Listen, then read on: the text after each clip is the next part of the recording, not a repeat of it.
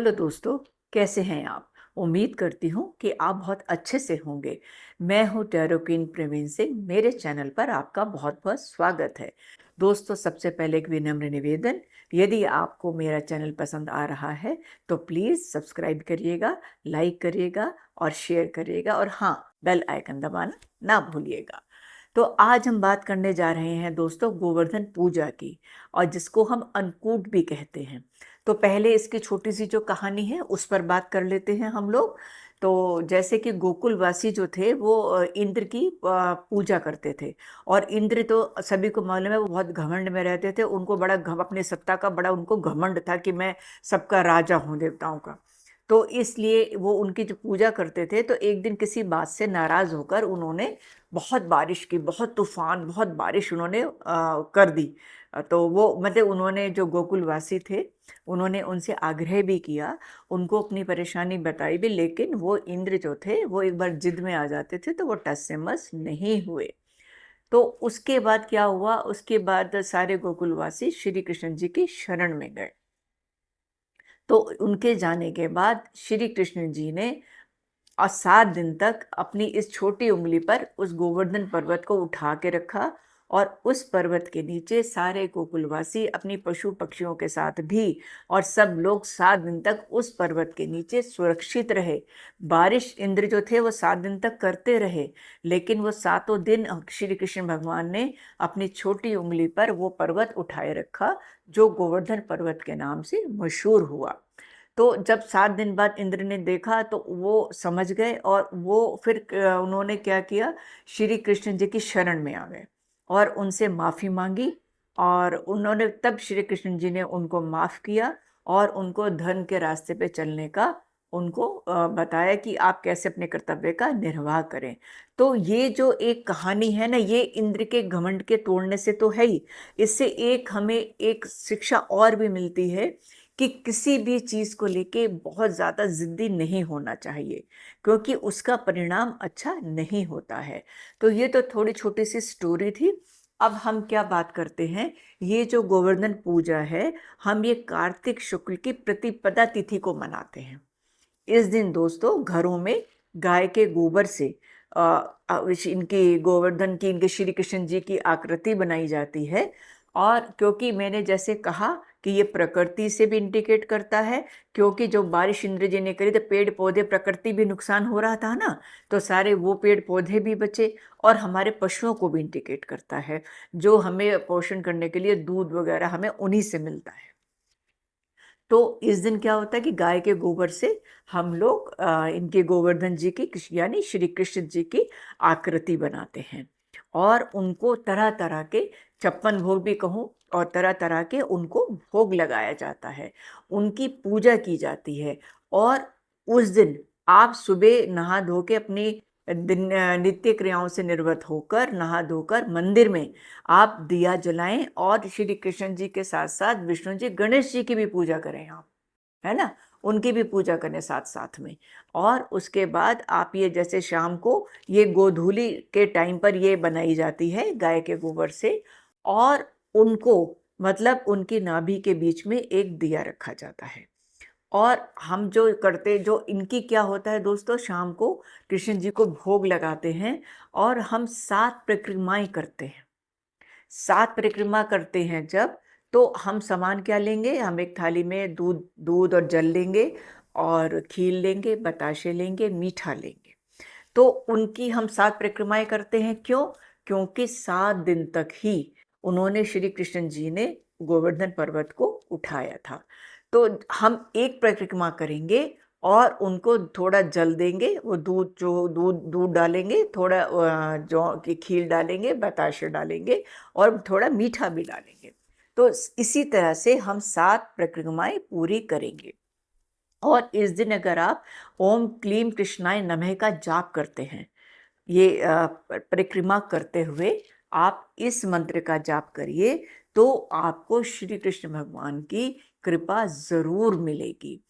उसके बाद क्या होता है दोस्तों, ये भोग लगाने के बाद माथा वगैरह टेकिए आप उनको, और भगवान श्री कृष्ण का आशीर्वाद लीजिए आप। एक और बात है दोस्तों, क्योंकि जो ये बहुत बार क्या होता है कि अ, कोई परिस्थितियां बहुत लोगों की ऐसी हो जाती हैं कि जो गोवर्धन पर वहाँ की परिक्रमा नहीं कर पाते हैं। तो उनके लिए ये कहा जाता है कि जो इनकी परिक्रमा कर लेता है, इनके उसमें गो अन्नकूट वाले दिन इनके गोवर जो हम श्री कृष्ण जी की प्रतिमा बना के हम पूजा करते हैं, जो इनकी गोवर्धन इनके नाथ जी की परिक्रमा कर लेता है, वो उसी परिक्रमा के बराबर होती है। जो परिक्रमा हम नहीं कर पा रहे हैं, लेकिन अगर हम ये कर रहे हैं, तो ये उन्हीं के बराबर होता है। यहाँ पे दोस्तों मैं आपको छोटा-सा अपना संस्मरण सुनाना चाहूँगी। मैं पहली बार मुझे क्योंकि इतनी जानकारी नहीं थी इन सब के बारे में, अब तो बहुत चीज़ें आ गई हैं, बहुत सारे स्रोत हैं जिनसे हमें मिलना होता है। तो ये जीता जागता मेरा संस्मरण है, आप इसको ध्यान से सुनिएगा। तो उस दिन बुद्ध पूर्णिमा थी, मैं अपने हस्बैंड के साथ हम लोग परिक्रमा कर रहे थे और मुझे कुछ भी मालूम नहीं था परिक्रमा के बारे में, कुछ मालूम नहीं था, बस मैंने सुना था। तो नंगे पैर बुद्ध पूर्णिमा वाले दिन मैं निकली परिक्रमा करने और एक ही दिन में पूरी परिक्रमा करनी थी। तो क्या हुआ दोस्तों, बहुत पैर में मोटे-मोटे छाले पड़ गए, बहुत तकलीफ हुई, चला नहीं गया।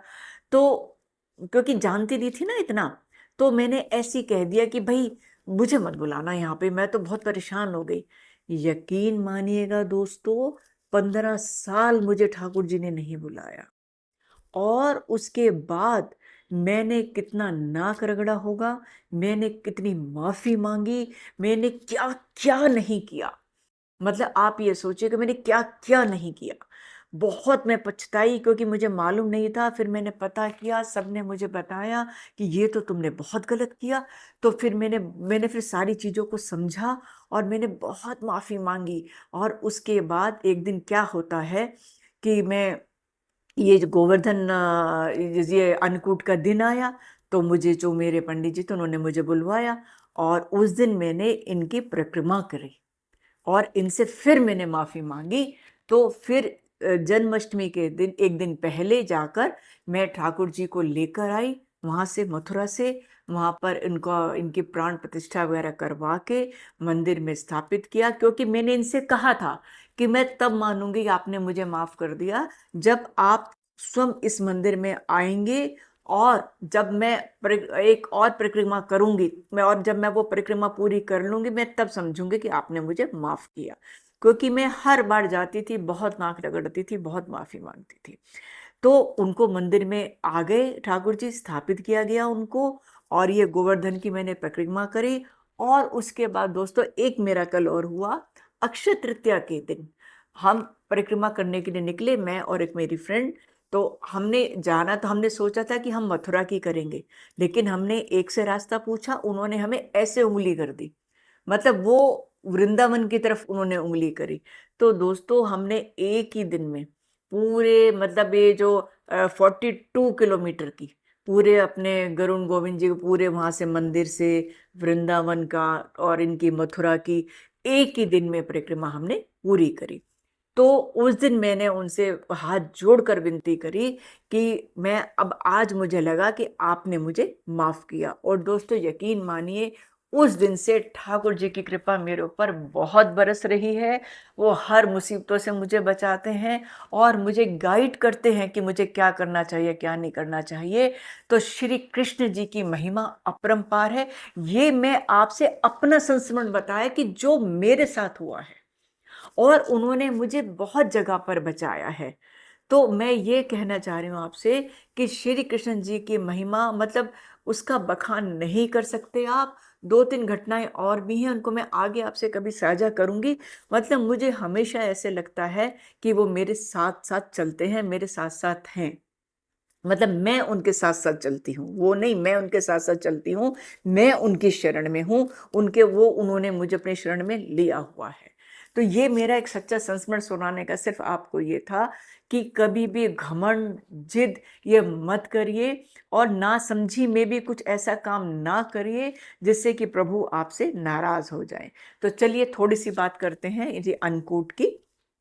ये मेरा आज बहुत मन था आपको सुनाने का, तो इसलिए मैंने आपको सुनाया कि कहाँ तक वो हमारे भगवान हैं जो कितना अपने भक्तों पे कितनी कृपा बरसाते हैं और उनकी गलतियों को क्षमा कर देते हैं जब वो दिल से क्षमा मांगते हैं।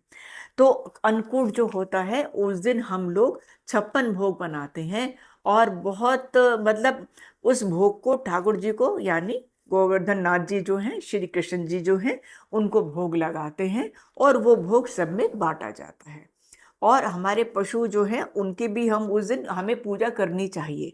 और दोस्तों क्योंकि जब हम ये आकृति बनाते हैं ना, तो उसमें हम छोटे छोटे पेड़ पौधे भी ऐसे उनको एक इंडिकेशन के रूप में दिखाते हैं। हमारा क्या मकसद होता है कि प्रकृति का भी हमें आदर करना चाहिए कि प्रकृति से हमें कितनी चीज़ें मिलती हैं ये आप सब लोगों को मालूम है। हमें सबसे बड़ी तो प्राणवायु ही मिलती है ना। तो ये एक हमारा अन्नकूट का और ये गोवर्धन जो हम ये त्योहार मनाते हैं, इसका बहुत महत्व है। इस दिन आप मंदिर में भी दिया जलाएंगे और कृष्ण जी के उस जाकर हम जब परिक्रमा करेंगे वहाँ तो दिया जलाएंगे ही, आप ठाकुर जी के सामने मंदिर में भी जलाएंगे और पीपल पर भी जलाएंगे आप दिया। तो ये आप ध्यान रखिएगा। तो ये आज मैंने बहुत मन से आपको गोवर्धन पूजा का छोटा सा विशेषण दिया है। उम्मीद करती हूँ कि आप बहुत मन से इस त्योहार को मनाएंगे।